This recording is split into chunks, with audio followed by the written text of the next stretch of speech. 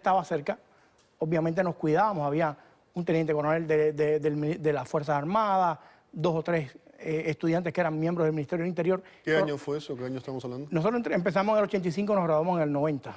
Fueron 5 años.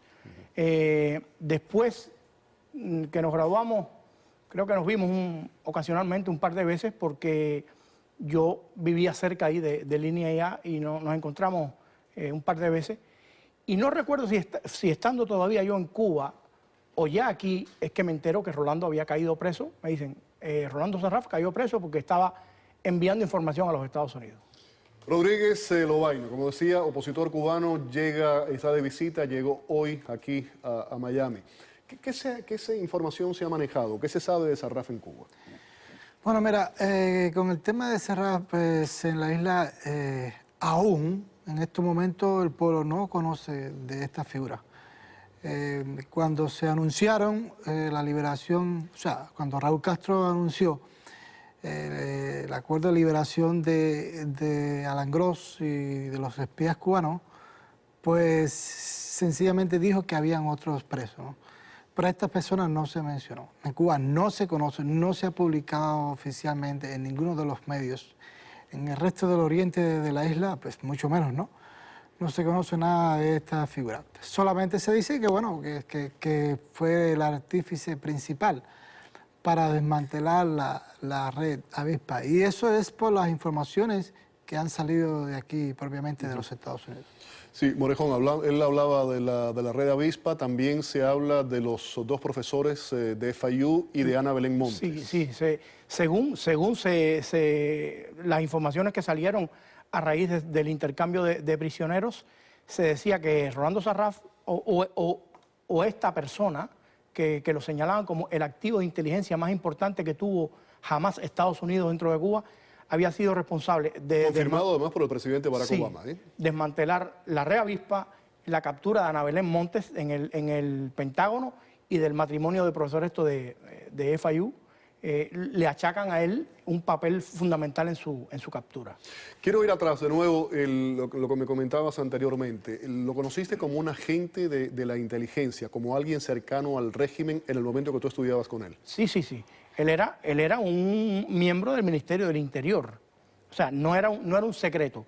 Incluso, fíjate, iban algunos miembros del Ministerio del Interior que estudiaban en el aula de nosotros, iban de uniforme. Él nunca fue de uniforme, pero conversamos. ¿Y tú ¿Lo recuerdas así? A ver, estamos viendo una serie de instantáneas, a ver si regresamos con ellas, para que tú, bueno, tenemos una carta ahí ahora, para que me digas si exactamente esa imagen que estaba apareciendo ahí, estuvo apareciendo todo el tiempo, menos ahora. Esta es una de las hermanas. Una de las hermanas. Esa es la persona que tú recuerdas. Sí, así.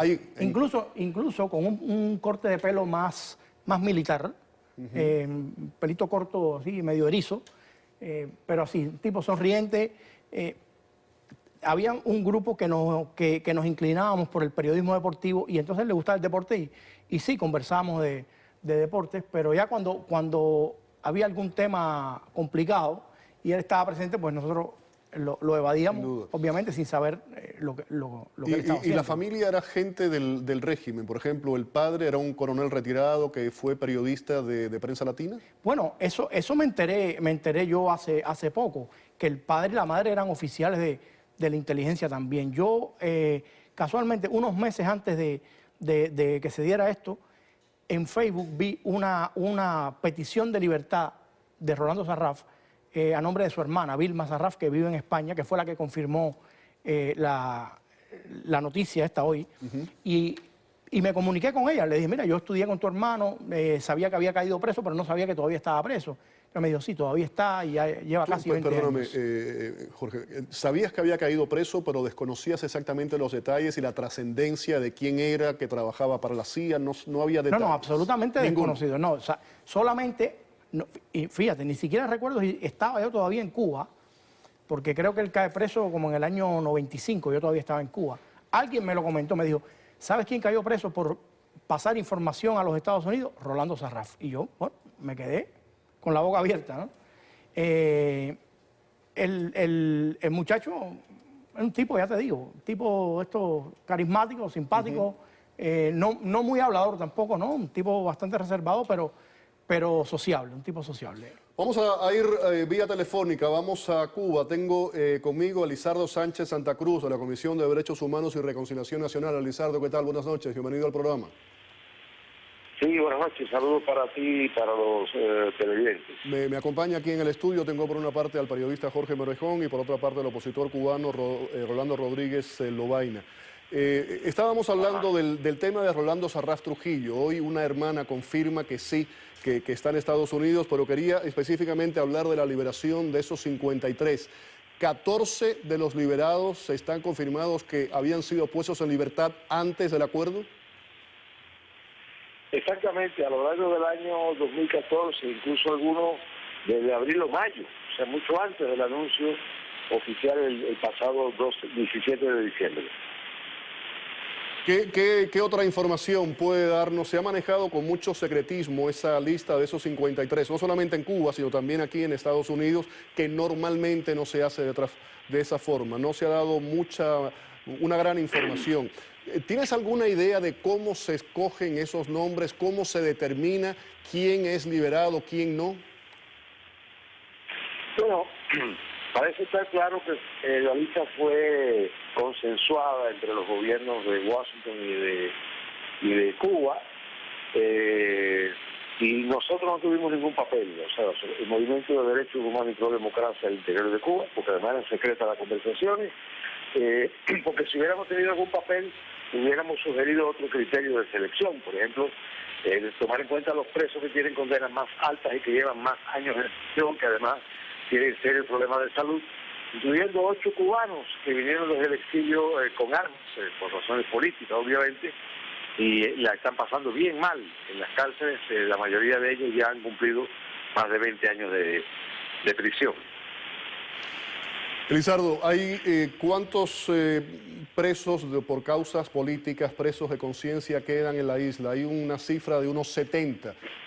¿Esa es la cifra que tú manejas también? Sí, bueno, estimamos que habría entre 60 y 70, pero todavía se requiere un número de días para reelaborar la lista que divulgamos cada 6 meses. Claro, la lista es muy parcial, porque para nada se refiere a los miles y miles de cubanos que están en las cárceles siendo absolutamente inocentes. Y esto no es una valoración ideológica, incluso jurídica, es exacta. Hay, por ejemplo, el caso de varios miles que están condenados bajo lo que el régimen de los Castro denomina peligrosidad social predelictiva. Toda esa gente son técnicamente inocentes porque no han cometido ningún delito. Es decir, que el fenómeno del presidio en Cuba es mucho más amplio que el específico de los presos por motivos políticos, que es una prioridad para nosotros, pero no es el único problema que tenemos en Cuba en cuanto a represión contra toda la sociedad. Elizardo, muchísimas gracias por haber estado con nosotros en el programa. Ahí lo tenían Elizardo Sánchez Santa Cruz, nos acompañaba vía telefónica desde Cuba, de la Comisión de Derechos Humanos y de Reconciliación Nacional. Regreso con ustedes aquí al estudio y los interrumpí porque quería tener, pues nada, ese otro ángulo, esa versión desde Cuba. Rolando Rodríguez Lobaina, ¿comparte el punto de vista de lo que ha dicho Elizardo? Sí, cómo no. Mira, ciertamente hay casos que fueron liberados mucho antes de estos acuerdos y que todavía permanecen. Y en todo esto, además de las personas que están en las cárceles, es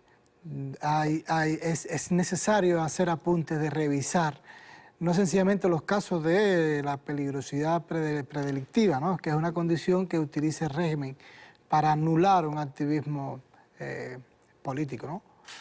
Sino también todo aquel rosario de delitos que también son víctimas de una política establecida de hace medio siglo. Estoy hablando ya de delitos de tipo económico que aquí todo el mundo sabe, que la ruta económica en Cuba está marcada por un sentido y marcado política de gobierno.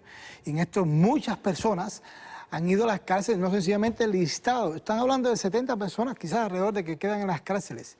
Pero hay otros tantos que no están reportados en organizaciones de derechos humanos porque no se conocen, porque no saben los familiares cómo orientarse, porque han caído presos porque sencillamente han hecho una protesta solo en el barrio o sencillamente se han manifestado o manifiestan abiertamente su inconformidad y el jefe del sector le aplica el peligro y son personas, hay muchos jóvenes que están presos por este tipo de delitos que son delitos políticos y no están registrados, no están en ningún tipo de lista oficial ni la de las organizaciones de derechos humanos, ni nada por el estilo. Ya digo, por falta de conocimiento, pero sí, hay que hacer una revisión, que es una de las cosas importantes a trabajar y a haber tenido en cuenta en este tipo de acuerdos, que todo el mundo ha recibido muchas críticas, porque no sencillamente se hizo a la espalda de la opinión pública, del consentimiento de la población cubana, de